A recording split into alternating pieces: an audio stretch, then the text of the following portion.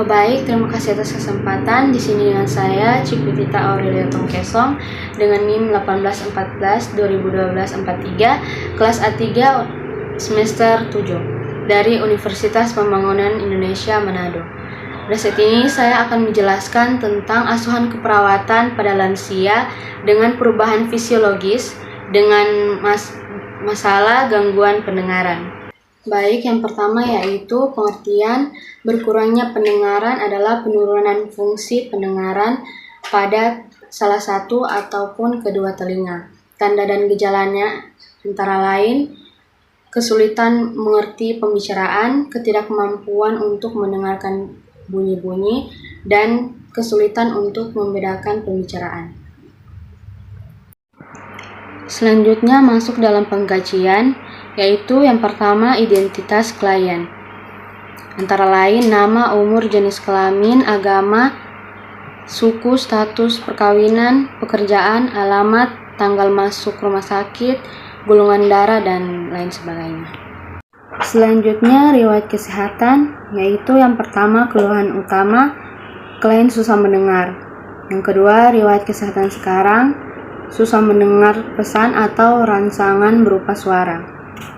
Yang selanjutnya riwayat penyakit dahulu, klien pernah mengalami cedera kepala dan mengalami alergi terhadap berbagai makanan dan minuman. Klien sering mendengar suara bising. Selanjutnya pemeriksaan fisik, yaitu pengkajian daun telinga.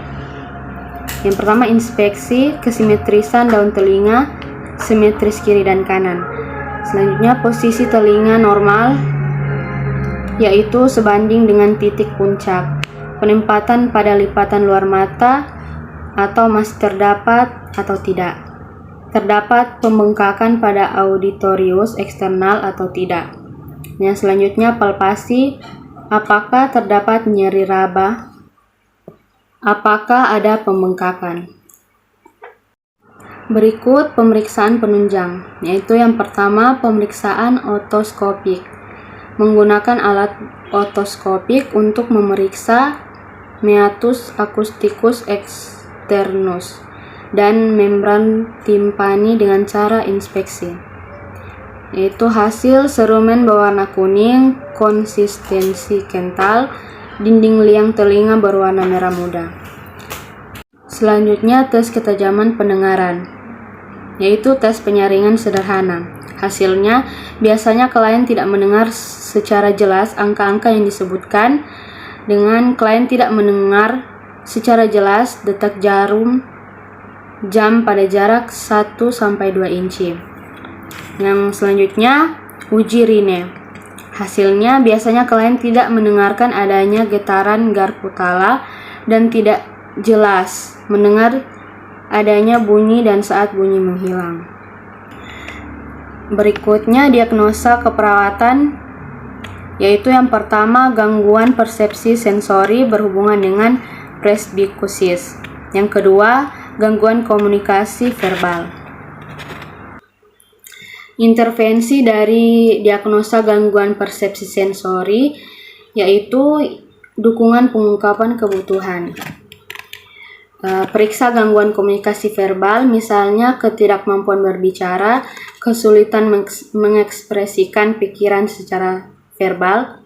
Ajukan pertanyaan dengan jawaban singkat dengan isyarat anggukan kepala jika mengalami kesulitan berbicara.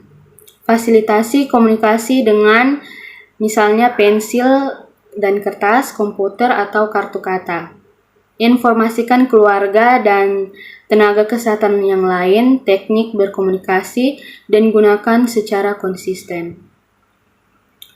Implementasinya melakukan pemeriksaan gangguan komunikasi verbal, memfasilitasi komunikasi dengan pensil dan kertas, komputer, atau kartu kata.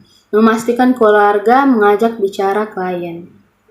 Selanjutnya intervensi dari diagnosa gangguan komunikasi verbal, yaitu promosi komunikasi defisit pendengaran. Periksa kemampuan pendengaran, monitor serumen berlebihan, identifikasi metode komunikasi yang disukai pasien, misalnya lisan, tulisan, gerakan bibir, bahasa isyarat. Gunakan bahasa sederhana, gunakan bahasa isyarat jika perlu, fasilitasi penggunaan alat bantu, hindari kebisingan saat berkomunikasi, hindari berkomunikasi lebih dari 1 meter dari pasien, pertahankan kebersihan telinga, anjurkan memberikan serumen dengan tepat. Implementasinya yaitu memeriksa kemampuan pendengaran, memeriksa metode komunikasi yang disukai, memfasilitasi penggunaan alat bantu dengar, memeriksa kebersihan telinga, dan menghindari kebisingan. Evaluasi dari diagnosa yang pertama yaitu subjek klien mengatakan belum mampu mendengarkan pesan dan rancangan suara. Objek klien diam saat diajukan pertanyaan. Klien tidak dapat menjawab pertanyaan dan harus diulang berkali-kali. Selanjutnya, masalah keperawatan gangguan persepsi sensori belum teratasi. Planning intervensi dilanjutkan. Itulah beberapa penjelasan dari saya tentang asuhan keperawatan pada lansia dengan perubahan fisiologis dengan masalah gangguan pendengaran. Sekian dan terima kasih. Dan juga kepada teman-teman sekalian beserta adik-adik yang ingin meneruskan pendidikannya, marilah bergabung bersama kami di Universitas Pembangunan Indonesia Manado. Di sini bukan cuma ada fakultas keperawatan saja, tapi juga ada fakultas hukum, teknik, pertanian, ilmu sosial dan politik, juga sastra.